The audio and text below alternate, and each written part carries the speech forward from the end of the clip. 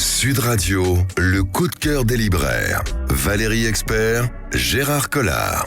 C'est plutôt les coups de cœur des libraires, parce que nous avons les coups de cœur du libraire. Bonjour Gérard Collard, vous êtes libraire à Saint-Maur, c'est la Griffe Noire. Période intense pour vous, préparation de Noël. Absolument. Là, on ne le répétera jamais assez. Allez faire vos courses chez votre maintenant. libraire. Voilà. Il faut le faire maintenant tant qu'il n'y a pas trop de monde. Oui, parce que les tirages sont moins importants, que un problème de papier et tout, donc allez-y. L'événement de la semaine, évidemment, de Goncourt, Renaudot. On va parler du Goncourt qui a été attribué donc jeudi dernier. Et donc, le Goncourt a été attribué à Brigitte Giraud, Vivre vite. C'est un livre dans lequel elle essaye de comprendre. C'est une histoire vraie qui lui est arrivée. Son mari est mort dans un accident de moto et c'est une sorte de succession de et si on n'était pas parti, et si on n'avait pas vendu la maison, et si j'avais pas été à mon rendez-vous. Donc, c'est une sorte d'autopsie de cette mort, de la mort de son... Oui, j'ai trouvé que c'était une belle écriture, que on est pris par l'histoire, par l'émotion. Il y a de l'humour, c'est pas du tout glauque. Mais ça ne retire pas le fait que, pour moi, le livre qui devait recevoir le Goncourt cette année, parce que c'est quelque chose d'énorme, et pour moi un des grands livres de l'année, et à mon avis, plus que de l'année, c'est le bouquin de Cadral et Berpeux, qui est paru chez Miel et Barreau, qui est pour moi une de mes grandes émotions littéraires de cette année. Alors Gérard, cette semaine, votre coup de cœur de la semaine? Alors là, c'est mon gros coup de cœur, c'est un polar, ça va vous plaire. C'est Mondzor avec Au fond des anges chez Kalman Levy. Alors déjà, cet homme, il nous avait bien passionné avec ses précédents romans, et celui-là, alors, il m'a explosé complètement, c'est-à-dire que j'ai été dedans. Puis alors en plus, vous savez, j'ai mis le cobaye, donc je fais essayer à plusieurs personnes, l'intello, le pas intello, celui qui déteste les polars et tout. Et alors là, ça a été unanime, c'est-à-dire qu'une fois qu'ils ont commencé, ils n'ont pas lâché. Ça commence, je sais pas vous raconter trop de trucs, parce que les gens vont me dire encore. Non, mais un peu l'univers. Alors, on est en Nouvelle-Zélande, il y a un petit garçon de 8 ans qui est poursuivi par deux types, mais à la Kalachnikov, et qui veulent absolument l'abattre. Il va être sauvé. Le père est un grand spécialiste de l'Antarctique. C'est un grand scientifique. Il a fait une expédition 1 an avant, et là, ça a été quelque chose... Alors, je peux pas vous raconter, mais voilà. Et alors, pour vous, ça a vraiment été, pour moi, c'est le polar, pour ainsi dire, des fêtes. C'est-à-dire, vous posez pas la question. Et pour vous résumer le truc, il y a le côté scientifique, c'est Tilliez, pour le côté scientifique. Il y a le côté suspense, il y a du Norek.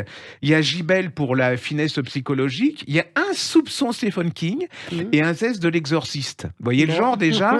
Et en plus, là-dessus, vous avez la patte inimitable de Mondzor qui va vous transformer toutes les phrases en images. On sent que c'est un scénariste, il travaille pour la télé et tout. Et vous ressortez de là-dedans. Moi, j'étais séché. C'est incroyable. Et en plus, c'est très contemporain parce que ce qui se passe, qu'ils vont trouver, qui va faire tout l'axe du roman, peut se passer actuellement. Ça peut arriver. Allez-y, c'est vraiment. Moi, c'est un livre d'aventure. C'est la quintessence de ce qu'on peut faire en polar. Donc ça s'appelle. Ça s'appelle Mondzor au fond des âges. René Mondzor, c'est le nom de l'auteur.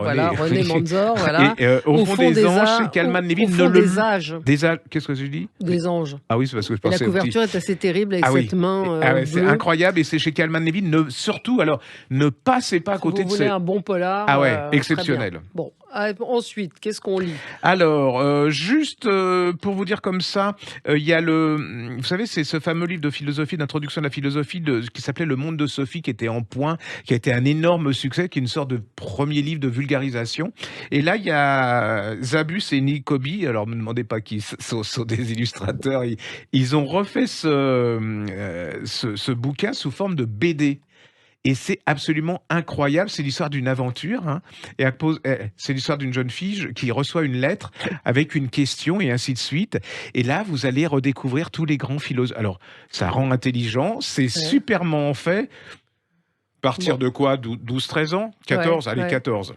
D'accord, donc ça 12 parce que les grands-mères trouvent leurs petits-fils toujours beaucoup plus intelligents qu'ils ne sont, donc pour 12 ans et puis vous allez être pris dedans et si vous êtes un adulte, que la philosophie ça vous a toujours rebuté et tout et puis que quand on vous parle de vous Platon, vous vous ouais, dites: «Ouais, je sors mon une flingue sorte de parce que voilà» ou «Je vais vulgarisation, regarder la télé-réalité» et ben là, vous allez pris complètement dans le la chose. Alors si vous êtes ouais. quelqu'un qui cherchait un cadeau pour un ado, bah, je trouve que c'est intelligent, c'est bien fait et Mais ça va puis pas les pas du ennuyer ou tout, les vous êtes gonfler non, comme c'est vous un livre dites? d'aventure, hein. Ouais. Ils veulent savoir ce que va devenir le personnage, qui sont ces gens et c'est vraiment très, très, très bien fait. Franchement, voilà. Bon, très bien. Alors moi, vous m'avez Mmh. contaminé avec vous savez que j'étais un peu allergique à la Seconde Guerre mondiale et tout Ah ça. voilà, je vais y arriver, hein, comme Voilà, non, non, là c'est alors on aime ou on n'aime pas Céline. Moi, j'aime, je le dis et je l'affirme. Et j'ai lu ce petit livre Jean-Pierre Thibaudat, Louis-Ferdinand Céline, Le Trésor retrouvé. Alors bah, c'est un ça tout m'a petit donné envie, livre hein, oui. chez Alia. Et alors il y a Londres qui vient de sortir Oui. après guerre. Je vous en parlerai aussi. Mais là, Jean-Pierre Thibaudat, c'est celui qui a eu la lourde responsabilité de garder, de conserver les manuscrits de Céline qui ont été volés, Ouais, récupérés ouais. au moment où il a fui Paris. Et il raconte cette aventure, il raconte cette histoire qui est parfois digne du polar parce qu'il y a des coups bas, parce qu'il y a cette caisse dont il a craint pendant plus de 20 ans, je crois, qu'elle soit volée, brûlée Allez, et ouais. autres.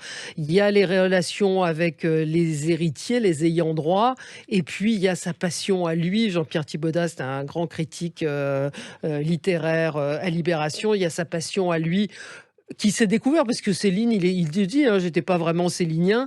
Et puis il plonge il y a Mais la jouissance entre guillemets de découvrir ces je feuillets comprends ça. qu'il Ouais. a classés, il a tout réécrit. Et puis ce qui est un peu salaud, c'est on n'a absolument pas pris en compte ce qu'il avait lui Lui, décrypté parce que l'écriture de Céline est très difficile parfois à certains endroits, c'est raturé. Et il fait d'ailleurs c'est pas du tout fastidieux, mais il montre les différences qu'il a entre avec l'édition l'édition. Mais c'est vrai que c'est assez émouvant de lire ça parce qu'il raconte en plus comment il les a obtenus, comment les journalistes étaient tous à vouloir comprendre comment il les avait eus. C'est vraiment, même si vous connaissez pas Céline, c'est une histoire, enfin ça arrive jamais qu'on mais retrouve autant de feuillets d'un auteur aussi célèbre et important que Céline. Mais il y a C'est des écrivains dont on ne peut ne pas aimer les livres, mais qui leur vie mmh, est tellement un roman que ouais, moi je sais que, bah, par exemple, j'ai découvert Virginia Woolf à travers sa vie parce que ouais, ça me rebutait. ouais, La ouais. traduction était très mauvaise, en plus c'était il y a très longtemps. Vous étiez pas né et quand on nous racontait sa vie, c'était absolument extraordinaire et moi je trouve que pour découvrir Céline, ce genre de livre est important parce que ça vous donne envie Oui, ça et donne c'est envie une aussi autre vision ouais. du personnage, hein, Non, mais il y a cette femme qui a gardé ses manuscrits chez elle. Il y a cette caisse qui est restée dans une cave pendant des années, savoir quoi en faire, ne pas vouloir que les ayants droit, que la veuve Céline les ait. Allez-y, parce que c'est vraiment très très bien. Louis-Ferdinand Céline, Le Trésor retrouvé. J'ai pas envie de rentrer dans les querelles oh non, ça c'est pas mais ouais, c'est vrai qu'il a raison. C'est des Enfin, moi, je suis assez d'accord avec lui. C'est des manuscrits qui auraient dû aller à la Bibliothèque Fête nationale nationale. et pas tomber dans des mains privées Ouais. parce que c'est un trésor. Et puis à Guerre, que moi j'ai lu, que j'ai beaucoup aimé, là aussi, il y a des gens qui sont pas d'accord, mais vous plongez ces 500 pages dans les bas-fonds de Londres, on retrouve, je sais pas, Non, j'ai pas lu. vous avez pas lu Guerre, où il y a Ferdinand qui donc s'enfuit à Londres avec Angèle, et là c'est le Londres crado, avec les pervers, les sales Ah bah types, oui, voilà, c'est très bien décrit, c'est la langue de Céline. Moi, j'ai vraiment, vraiment beaucoup aimé, eu beaucoup de plaisir à le lire. Et puis bon, voilà, il y a des querelles autour de ça. Mais lisez les deux livres, ça vous expliquera un petit peu le cheminement. le Voilà. personnage. Encore un? Qu'est-ce qu'on Ah lit? bah, moi, c'est ma saga de détente, voilà, des fêtes, préparez vos fêtes, hein. Vous savez qui était Ouais. paru de Stéphanie Ancy, Les Lions de Sicile. Alors, Les Lions Oui, de Sicile, bah, c'est l'histoire formidable. de de ces gens, Formidable. de Calabre qui vont en Sicile créer une grande saga, familiale énorme. C'est-à-dire qu'une fois que vous êtes pris puis alors là, c'est des accros, hein. Moi, j'ai mes lectrices et mes lecteurs. À la fin du premier tome, ils étaient là, Et le «Je veux le deuxième, deuxième et ouais. là et vient Alors, Là vient de là vient de paraître. paraître le troisième, et là, c'est la décadence, c'est-à-dire, on voit comment toutes les sagas, après l'apogée, c'est la descente aux enfers, le manque d'héritiers et tout. C'est vraiment, ça s'appelle Les Lions en hiver. Ouais, C'est absolument merveilleux. ouais. Moi, alors, Vous allez faire je un me petit coffret baigne pour là-dedans. Noël Ah bah avec les oui, je 3, me baigne forcément, là, ouais. je me suis baigné dans cette. Il y a le côté, vous savez, le guépard, mais Ouais. version bourgeoise. Et voilà, si vous avez aimé le guépard, c'est Ouais, exact. cette ambiance, Voilà, puis voilà. sicilienne, il y a du soleil, il y a de la haine, il y a de la passion, de la jalousie, de l'ambition. Puis en plus, c'est vrai. Enfin, vous dites, Ouais. c'est ça, c'est vraiment. Vous sentez qu'il Ça y a de ça ça a l'humanité existé. là-dedans. Ah oui, il y Ça a, voilà. vous Puis sentez alors, que elle est c'est super humain. douée. Hein, c'est Ouais. vraiment Elle incroyable. s'appelle Stefania Occi, je sais pas comment on dit, Oui, moi je dis aussi. AUCI, on dit Ci en Ouais. italien.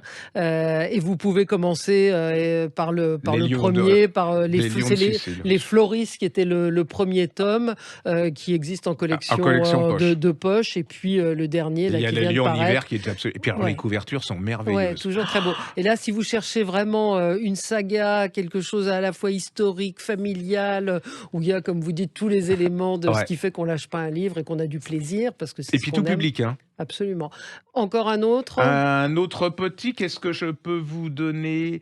Ah ben si, ils viennent de faire paraître en poche chez HarperCollins Poche de Éric Mercier, Les Fauves. On avait beaucoup défendu ici. Ouais. Ça se passe dans le monde de l'art et c'est l'histoire d'un collectionneur qui est retrouvé dans une porcherie. Et là, il y a quand même un problème. Donc il y a l'enquête qui va commencer. Là, vous allez tomber dans tout le monde de l'art, de l'élite, mais derrière cette élite, alors c'est un grand collectionneur de Matisse, mais qu'est-ce qui se cache derrière comment il les a eus? Est-ce que ce sont des vrais Matisse, pas des vrais? Voilà, il adore les faux. Il y a plein de choses dedans. Vous lâchez pas, c'est pareil. C'est un tout petit bouquin une fois que vous êtes dedans, et puis vous découvrez ce monde. Il vous fait pénétrer. C'est vraiment, voilà, c'est intelligent, c'est détendant, c'est passionnant. Que Bon. puis-je dire de plus? Bah, non, Voilà, je crois que redites le titre et le ça nom de l'auteur. s'appelle Éric Mercier, Les Fauves, chez HarperCollins Poche. Et je vous parlerai, il en a fait paraître un autre qui est absolument aussi excellent. Je vous montre le petit dernier, le cadeau d'anniversaire chez Loulou et compagnie. J'adore. Alors c'est Soledad Bravi. Moi j'ai une passion pour son dessin. Elle peut tout dessiner. Je vous avais parlé de son livre sur la littérature. Ah oui. Et là c'est un petit garçon qui reçoit un cadeau, un vélo, mais il faut lui acheter un casque. Donc je trouve que c'est un livre qui est bien parce que ça permet, quand les petits aujourd'hui on les voit sur des petites trottinettes et tout, Ouais. de leur faire comprendre l'importance Entendu. du casque. Et oui, à la fin il veut pas retirer son casque pour dormir. Donc Soledad Bravi, le cadeau d'anniversaire, c'est joyeux, c'est gai, et puis ça pourra vous aider à acheter un casque pour la trottinette ou le vélo. Voilà, petite pause. Oui, on a encore du temps, hein, et on se retrouve dans un instant. Sud Radio, le coup de cœur des libraires. Valérie Expert, Gérard Collard. Et comme chaque semaine, ou à peu près chaque semaine, on Ouais, passe un coup de fil à une personnalité, à un auteur ou à un ou une libraire, Ou évidemment. une libraire personnalité. Oui, libraire personnalité, c'est le cas de Lydie Zanini. Bonjour Lydie. Bonjour. Vous êtes Je suis libraire ravie d'être une personnalité Eh libraire. ben voilà, vous êtes, Quand même. vous êtes quand même une libraire, une des libraires de France les plus actives et les plus reconnues. Voilà, je Sans cherchais doute le mot. Vous êtes libraire à Bourg-en-Bresse et c'est la librairie du théâtre. Oui. Voilà. Alors Lydie, votre coup de cœur cette semaine. Alors, je suis très embêtée parce que j'en ai deux, mais Ah. ça fait rien. Bon, Je vais allez-y. Très bien. choisir Allez-y. Allez-y. Deux Oui. bons. Alors, il y en a un qui s'appelle Un tourbillon de sable et de cendres de Amy Armand, qui est paru chez Charleston. Mhm. Et c'est un roman que j'ai trouvé vraiment passionnant parce qu'on connaît plein de choses sur la guerre chez nous en France, mais on ne sait pas grand-chose sur la guerre en Italie. Là, on démarre avec deux gamins. On est en 1929. La petite Eva, elle est de confession juive. Elle grandit avec un copain à elle qui s'appelle Angelo, qui est américain, que ses parents ont laissé en Italie. Ce petit garçon, Angelo, il a un souci, il a une jambe en moins, et son père, très gentil, il lui a dit qu'il sera prêtre, parce que c'est pas la peine, aucune femme ne te choisira. Le gamin part avec cette idée dans la tête. Il deviendra prêtre, effectivement. On saute 11 ans, les enfants ont grandi. 1940, les nazis envahissent la ville, Mussolini grimpe dans les sondages d'opinion, c'est le cas de dire, et la vie devient de plus en plus dure. Angelo est devenu prêtre, il travaille avec les grands du Vatican pour essayer de sauver des juifs et des juives qui sont enfermés ou cachés dans les tous les endroits possibles de Rome, aussi bien tous ces gens qui peuvent, tous les prêtres, toutes les bonnes sœurs, tous ces gens-là qui vont pouvoir aider. Et à travers cette histoire-là, on va avoir l'histoire de deux gamins. Eva est mordue de violon, les Allemands vont la repérer, et systématiquement, elle va devoir aider et travailler avec les Allemands. Mais elle va s'en servir pour faire de la résistance. Mais alors, qu'est-ce qui est nouveau dans ce livre, justement, alors, pour vous, Lydie? Est-ce qui vous a plu? Alors moi, ce que j'ai beaucoup aimé, c'est que, bon, ça va bien finir, on s'en doute bien, parce que les gamins grandissent avec une belle amitié qui pourrait être presque une amitié amoureuse. Mais ce que j'ai aimé surtout, c'est qu'on voit tout un aspect de la guerre en Italie et toutes les ramifications qu'il peut y avoir en Europe, avec les tenants et les aboutissants. Et c'est quelque chose de fabuleux parce que on n'a qu'une idée de la France, mais pas de l'Italie. Et on est au milieu d'une guerre qui pourrait nous toucher, nous, et on s'identifie très facilement à Eva et à Angelo. Avec cette relation très particulière entre les deux. Et puis non seulement ça, puis on se rend compte qu'on n'a rien, mais on déplace des montagnes. Vraiment, on déplace des montagnes. Et c'est vraiment fabuleux. Et quand je l'ai lu, j'ai pensé à Gérard. J'ai dit, c'est un bouquin qui devrait adorer Gérard. Qui devrait lui plaire. Bon, il va le lire. Et vous avez un super retour de vos clients, évidemment. Oui, tout à fait. Un tourbillon de sable et de cendres, c'est aux éditions Charleston et l'auteur s'appelle Ami Harmon. Ou Harmon, je ne sais pas comment on dit, H-A-R-M-O-N, édition Charleston, un tourbillon de sable et de cendres. Écoutez, on est toujours ravis d'avoir vos coups de cœur, Lydie. Le deuxième, c'était quoi? Parce qu'on est curieux quand même. Alors, le deuxième, c'était Miss Elisa, chez Hervé Chopin, de Annabelle Apps. C'est une histoire qui se passe en 1835 à Londres, des femmes qui vont encore se battre pour s'en sortir, et on est dans le monde de la cuisine. Elle s'appelle comment? Elle s'appelle Annabelle Apps. Ah non, mais c'est un chef-d'œuvre. C'est génial, ça. J'ai décidé de le faire, ça, parce que c'est vraiment... Oui, je vais me le prendre, là. Parce que moi qui ne suis un adepte du micro-ondes, là, ça me change. C'est vraiment... Là, vous plongez... c'est l'histoire victorienne et tout. C'est vraiment génial, ça. Bon, c'est génial. Puis en plus, ça, on apprend plein sur les herbes, les épices et tout. C'est excellent. Alors, redites le titre. Ça s'appelle Miss Elisa, Annabelle Apps, édition Hervé Chopin.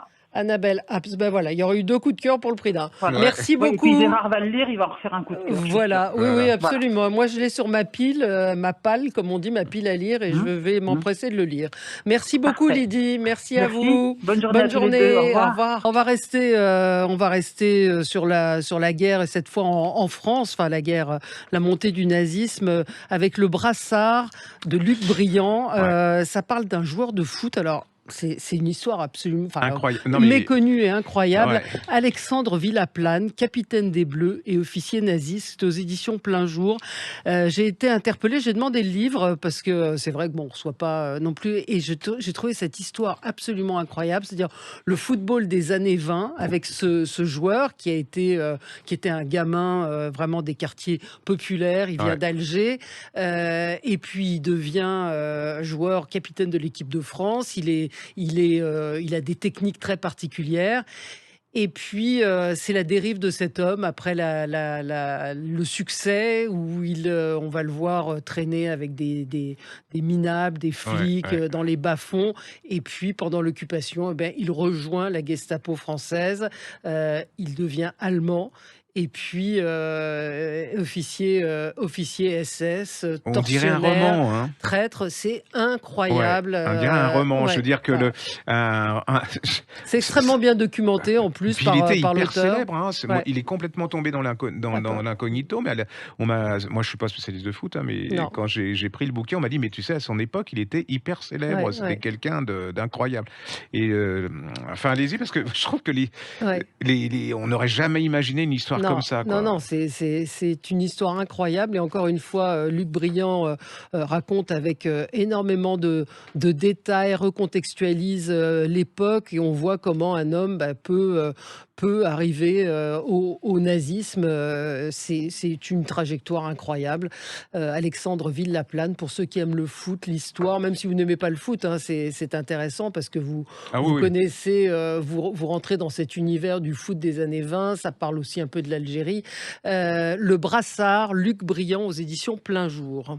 Gérard, on continue. Moi, je ne sais pas, Gisbert, il y a des années, il m'a énervé. Je ne sais pas pourquoi, faut pas chercher. C'est vraiment un délit de bêtise, mais enfin de sa gueule, j'en sais rien. Et puis, j'ai complètement adoré les 2 tomes qu'il a fait chez Gallimard, qui s'appellent... Le Sursaut, il y avait La Belle Époque, le Sursaut qui était le précédent, qui était formidable. Absolument, et là, il vient de sortir La Belle Époque, avec une vision... alors, il est dans le secret des dieux, un peu, hein, puis il rentre dans la psychologie des personnages, c'est complètement vivant, où il parle de Pompidou, de Giscard, il y a des portraits de Pompidou et de Giscard qui sont absolument incroyables, et puis il va les chercher, hein, il furette dans leur âme, dans leur... J'ai adoré, et en plus il y a son père, il y a sa famille, je connaissais pas, donc il fait souvent le parallèle entre qui est américain, je savais pas que son père était américain. Aussi, il l'a raconté dans un livre formidable, comment il est... Mais j'ai des préjugés, donc je suis... Vous ne l'aviez pas lu, mais c'était vachement bien. Et là, il raconte comment son père, qui était américain, dit mais l'américanisation arrive en France, une catastrophe et tout, et puis il était résistant. J'ai trouvé ça, vous êtes dedans, c'est l'histoire en direct, mais ça n'a rien de langue de bois. Il est brillant, hein, il est intelligent, et puis je trouve que il y a des gens qui deviennent de plus en plus cons quand ils vieillissent, et puis lui, je trouve qu'il se bonifie comme le bon vin et tout. Mais je trouve que le sous-titre de cette série porte bien son nom, c'est-à-dire l'histoire intime de la Ve République, c'est qu'il vous fait vraiment pénétrer dans les coulisses de cette histoire de France. Et c'est vrai que cette belle époque, il a raison de le dire, hein, sur le bandeau, c'est Giscard avec un accordéon et Pompidou la clope au bec. C'est toute cette... il montre aussi comment l'état de notre société actuelle, en fait, tous les prémices, c'est-à-dire la perte de l'autorité, les choses comme ça, sont déjà là, alors qu'on est dans une époque, c'est les 30 Glorieuses, avec un Pompidou, apparemment on se dit, et là il nous explique bien le chemin vers lequel on est arrivé. Maintenant. Mais c'est vrai que quand on lit ça, on se dit, il y avait effectivement les films de sauté, parce qu'ils recontextualisent aussi de façon culturelle. C'est vraiment hyper bien fait, on y est dedans, quoi. Allez-y, La Belle Époque, donc Franz-Olivier Gisbert, histoire intime de la Ve République, et lisez le précédent, Le Sursaut, qui a peut-être dû paraître en poche d'ailleurs. C'est en folio, je pense. Je suis pas sûr. Hein, mais certainement. Mais allez-y, parce que c'est franchement l'histoire comme j'aime, quoi. Ouais, absolument. Avec quelqu'un de talent, ça me dit comme ça me tient de le dire, mais il a beaucoup de talent. La Belle Époque, c'est aux éditions Gallimard dans la collection Blanche. Voilà, c'est fini pour aujourd'hui. On se retrouve la semaine prochaine. Gérard. Bon dimanche à tous. Sud Radio, le coup de cœur des libraires. Valérie Expert, Gérard Collard.